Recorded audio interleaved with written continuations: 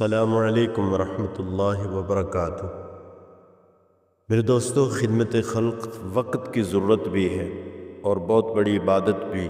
کسی انسان کے دکھ درد کو بانٹنا حصول جنت کا پروانہ ہے۔ کسی زخمی دل پر محبت کا مرہم رکھنا اللہ کی خوشنودی کا ذریعہ ہے۔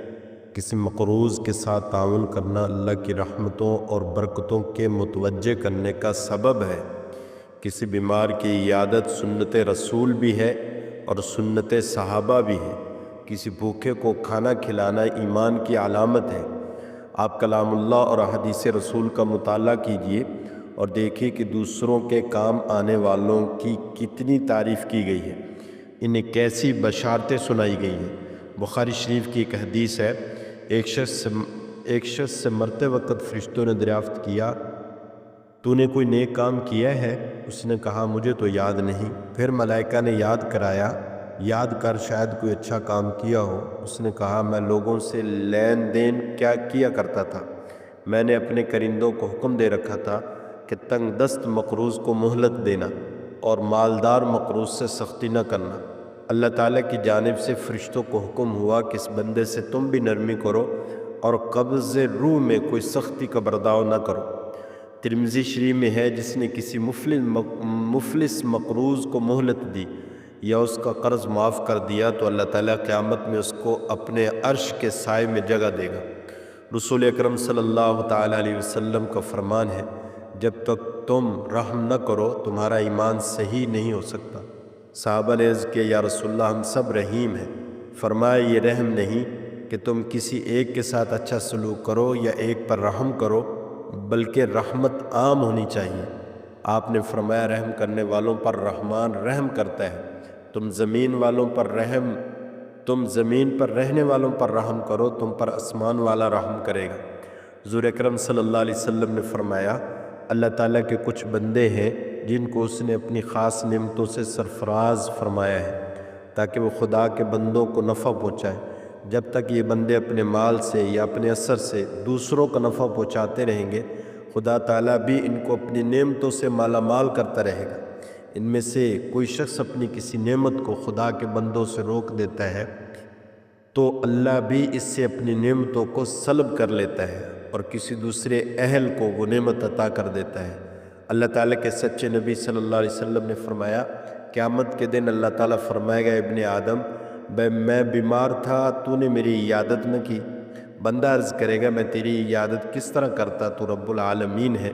اللہ تعالیٰ فرمائے گا، تجھے خبر نہیں، فلاں شخص بیمار تھا، اگر تو اس کی عیادت کرتا تو مجھ کو وہیں پاتا۔ بھوکے اور پیاسے کے متعلق اسی طرح سوال ہوگا، فلاں شخص بھوکا تھا، فلاں شخص پیاسا تھا، اگر تو اس کو کھلاتا پلاتا تو مجھ کو بھی وہیں پاتا۔ میرے مکی مدنی آقا صلی اللہ علیہ وسلم نے فرمایا، جب کوئی کسی بیمار کی عیادت کو جاتا ہے تو ایک پکارنے والا آسمان سے پکارتا ہے، تو اچھا، تیرا چلنا اچھا، تو نے جنت میں اپنا گھر بنا لیا۔ میں کہاں تک عرض کروں خدمت خلق کے بارے میں؟ میرے آقا صلی اللہ علیہ وسلم کے فرمودات بے شمار ہیں۔ میرے آقا صلی اللہ علیہ وسلم نے جو عظیم جماعت تیار کی تھی، اس جماعت کا ہر فرد ان فرمودات پر عمل کرنے والا تھا۔ وہ خود دکھ اٹھا کر دوسروں کو سکھ دیتے تھے، وہ اپنے اوپر بوجھ لاد کر دوسروں کا بوجھ ہلکا کرتے تھے، وہ خود بھوکے رہ کر دوسروں کو کھلاتے تھے، وہ خود پیاسے رہ کر دوسروں کو سیراب کرتے تھے، وہ اپنی جانوں کا نذرانہ دے کر دوسروں کی جان بچاتے تھے، وہ بیماروں کی عیادت کرتے تھے، زخموں پر مرہم رکھتے تھے، وہ یتیموں کا سودا بازار سے خرید کر لاتے تھے، وہ بیواؤں کا پانی بھرتے تھے، وہ معذوروں کی مدد کرتے تھے۔ میرے دوستو، خود خوش رہنا کمال نہیں، کمال تو یہ ہے کہ دوسروں میں خوشیاں تقسیم کرے۔ خود کھانا کمال نہیں، دوسروں کو کھلانا کمال ہے۔ اپنے مسائل کے حل کے لیے راتوں کو جاگنا کمال نہیں، بلکہ کمال تو یہ ہے کہ اپنے مسلمان بھائیوں کے لیے تڑپتے ہوئے رات گزار دے۔ اگر دنیا کے کسی خطے میں بھی مسلمان پریشان حال ہوں تو اس کے ایمان کا تقاضا یہ ہے کہ ان کے دکھ درد کو اپنا دکھ درد سمجھے۔ میرے دوستو، اپنے گرد و پیش پر نظر دوڑائیے، کچی آبادیوں پر ایک نظر ڈالیے، وہاں کا دورہ کیجیے، آپ کو بے شمار فاقہ کش انسان دکھائی دیں گے۔ آپ کو علاج سے محروم بیمار نظر آئیں گے، آپ کو تعلیم سے محروم ایسے معصوم بچے ملیں گے جو غربت کے ہاتھوں مجبور ہو کر مزدوری کر رہے ہیں۔ آپ کو ہسپتالوں میں ایسے بیمار اور زخمی ملیں گے جو ہمدردی کے 2 بولوں کے لیے ترس رہے ہیں۔ کیا ان لوگوں کے دکھ درد بانٹنا ہماری ذمہ داری نہیں ہے؟ کیا ان کی مالی اور اخلاقی امداد کرنا ہمارا مذہبی فریضہ نہیں ہے؟ قادیانیوں، عیسائیوں اور آغا خانیوں نے رفاہی اداروں، ہسپتالوں اور خیراتی اداروں کا ایک جال بچھا رکھا ہے، اور وہ ہر سال اربوں روپے خرچ کرتے ہیں۔ ہر مرزائی زندگی میں اپنی آمدنی کا 10% اور وفات کے بعد کل مال کا 15% دیتا ہے۔ عیسائی اپنی بڑی بڑی جائیدادیں اس مد کے لیے وقف کر دیتے ہیں، اور اس طرح یہ لوگ غریب مسلمانوں کو مرتد کرنے کی کوشش کرتے ہیں۔ پھر کیا وجہ ہے کہ آپ خاموش ہیں؟ کیوں دولت کو سینے سے لگا رکھا ہے؟ کیوں غافل بیٹھے؟ اٹھیے اور محض اللہ تعالیٰ کی رضا کے لیے مخلوق خدا کے خادم بن جائیے۔ خدمت کے ذریعے پوری دنیا پر چھا جائیے۔ مخدوم بننے کا خیال دل سے نکال دیجیے۔ خادم بننے میں مزہ ہی کچھ اور ہوتا ہے۔